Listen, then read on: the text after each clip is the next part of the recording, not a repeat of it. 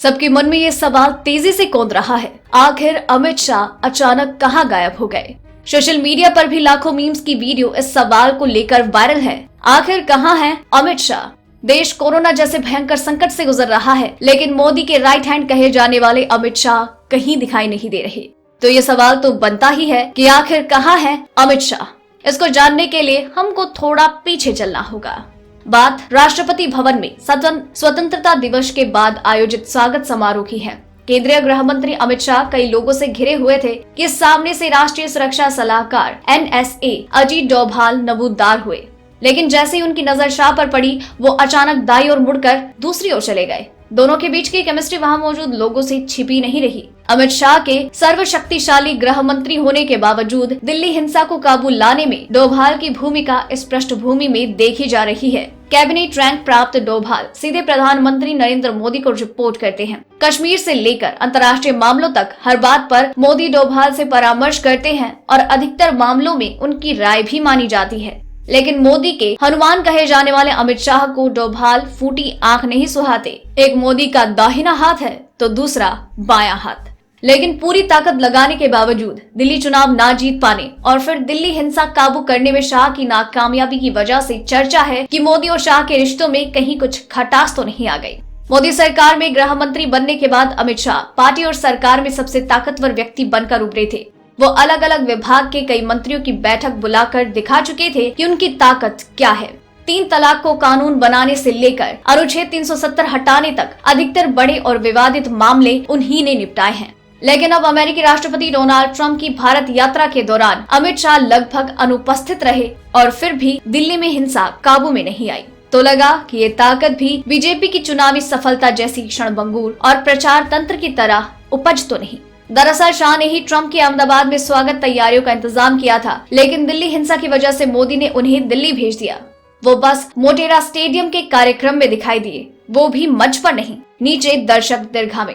दिल्ली में होने के बावजूद ट्रंप के लिए राष्ट्रपति भवन में आयोजित औपचारिक रात्रि भोज में भी शाह आमंत्रित नहीं थे, जबकि रक्षा मंत्री राजनाथ सिंह, उपराष्ट्रपति वेंकैया नायडू और लोकसभा अध्यक्ष ओम बिरला तक वहां पर मौजूद थे।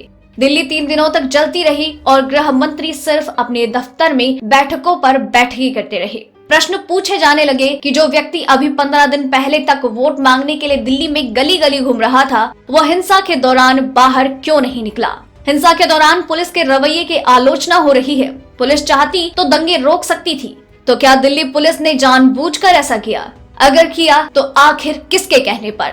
तो क्या मोदी इसी बात पर शाह से नाराज है? इसी बीच शाह के करीबी माने जाने वाले अमूल्य पटनायक की जगह मोदी के करीबी SN श्रीवास्तव को दिल्ली का पुलिस कमिश्नर नियुक्त किया गया और सूत्र बताते हैं कि इसके लिए शाह से परामर्श भी नहीं किया गया, जबकि दिल्ली पुलिस सीधे उनके मंत्रालय के अधीन है। यही नहीं, जब 3 मार्च की रात पटनायक सीलमपुर के DCP के दफ्तर में बैठे डोभाल से मिलने के लिए घर से निकले तो रास्ते में ही उन्हें लौटा दिया। गौरतलब है कि पटनायक पहले ही रिटायर हो चुके थे और 1 महीने के सेवा विस्तार पर थे। वहीं 25 फरवरी को गुजरात के IPS DG बंजारा को सेवानिवृत्त के 6 साल बाद प्रमोशन दे दिया गया। बंजारा सोहराबुद्दीन तुलसी एनकाउंटर केस में आरोपी रह चुके हैं और मोदी के सबसे करीबी ऑफिसर्स में से शुमार है। इतना ही नहीं, उन्होंने कई बार मोदी को अपना भगवान करार दिया। 2002 से पहले तक वो इतने करीब थे कि कई बार मोदी की गोपनीय बैठक में बंजारा भी हुआ करते थे, जबकि शाह को बाहर बिठाया जाता था। शायद इसी वजह से शाह से बंजारा के रिश्ते वैसे ही हैं जैसे डोभाल से हैं।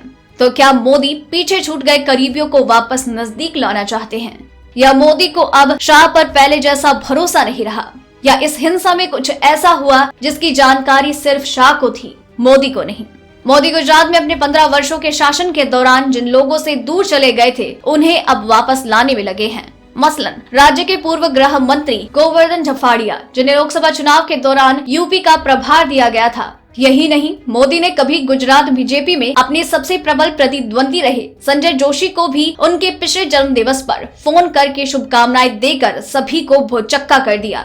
जाहिर है ये बातें अमित शाह के लिए बड़े झटके हैं। मोदी अपने सभी विदेश दौरों के दौरान राजनाथ सिंह को आधिकारिक रूप से सरकार में नंबर 2 के स्थान पर नियुक्त करके जाते हैं। वहीं मोदी के करीब माने जाने वाले JP नड्डा के बतौर पार्टी अध्यक्ष काम संभालने के बाद अमित शाह की पार्टी पर पकड़ भी कमजोर होगी। यानी क्या अब शाह नितिन गडकरी या राजनाथ सिंह की तरह ही मोदी सरकार के एक मंत्री भर रह गए हैं? संसद का बजट सत्र खत्म होने के बाद पार्टी और सरकार में बड़े फेरबदल की संभावना है। जेपी नड्डा अपनी टीम में अपने विश्वस्त लोगों को जगा देंगे और भूपेंद्र यादव जैसे शाह के करीबी सरकार में शामिल होंगे। परिवर्तन के संकेत मोदी के द्वारा सहयोगी दलों के नेताओं से परामर्श से भी मिलने लगे थे। उन्होंने जगमोहन रेड्डी और नीतीश कुमार से बातचीत कर उनके संभावित मंत्रियों के नाम मांगे हैं। इसी दौरान उत्तर प्रदेश, उत्तराखंड और हरियाणा में भी नेतृत्व परिवर्तन की संभावना बताई जा रही है। इन परिवर्तनों से साबित होगा कि शाह का मोदी पर क्या कुछ प्रभाव बचा भी है।